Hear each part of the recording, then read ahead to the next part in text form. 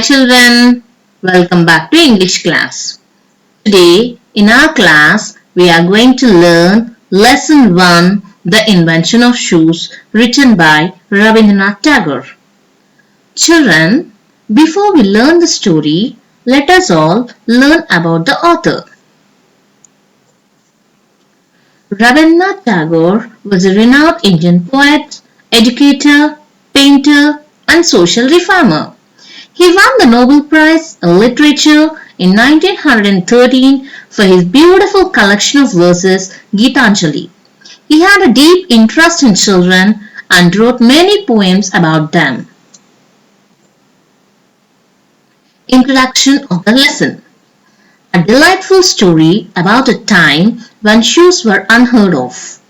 King Hobu asked his ministers to find a solution to the problem of his feet getting dirty every time he stepped on the ground. A lot of exaggerations are used to solve the problem.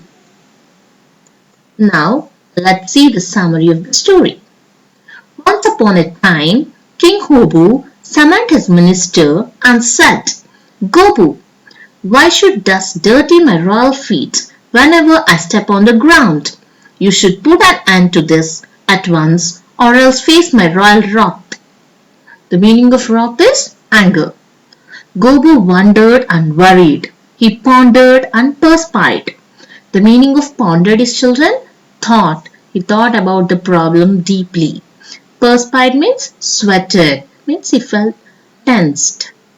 Scientists and learned men, scholars and mechanics, after thinking long and deep, said, "If you remove the soil, how will you grow crops?" So they thought some more, and then they made a purchase of 17,15,000 brooms. The dusting of the kingdom commenced. The dust covered the king's face and chest. People coughed and choked, and dust clouds covered the sun. Then 21 lakh water carriers set out with bags of water. They ran all over, pouring water wherever they saw a speck of dust.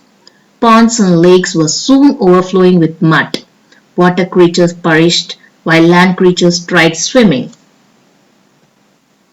People sneezed and sniffed and suffered.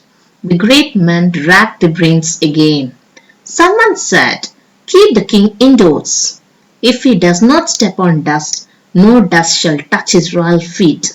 Then, taking matters into his own hands, the king announced, "Call the tanners and wrap the whole land in leather, a mighty blanket for the dusty earth." Everyone bowed to the king. "What a brilliant idea, your royal highness," they said. The chief tanner of the kingdom, an old man, presented himself at the royal court.